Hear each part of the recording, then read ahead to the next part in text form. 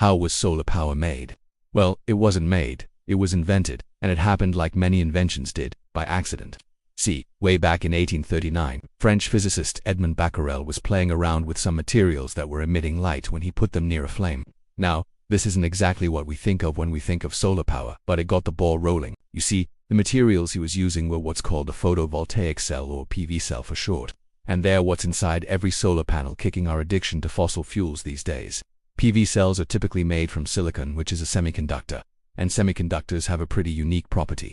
They can take photons, which are particles of light, and turn them into electricity. But they only do it under the right conditions. Most of us learn about these conditions in high school physics class. When a photon hits a semiconductor, it can knock an electron loose. And if the electron migrates far enough through the material without recombining with the hole it left behind, we get electricity. But the trick is getting the electron to migrate that far. See, in order for an electron to migrate far enough through the semiconductor to create a measurable amount of current, the photon has to hit the semiconductor at just the right angle. If the photon hits straight on, the electron will simply bounce back. So to increase the chances that an electron will migrate far enough through the semiconductor to create a current, manufacturers dope the semiconductor with impurities, which creates an electric field that pulls the electrons in holes in opposite directions. And when you provide an external electrical contact, you can collect the electrons on one side and the holes on the other, creating a circuit. Now, obviously this is a huge simplification of how solar panels work, but you get the idea. Photons in, electricity out.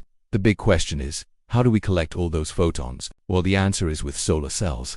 Modern solar panels typically consist of many cells connected together to form a module, kind of like a battery. And just like batteries, you can connect multiple modules together to form a larger battery, in this case a solar array.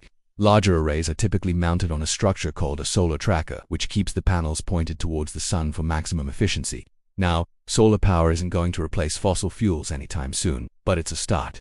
To learn more ways we're powering our world, stay tuned for more information.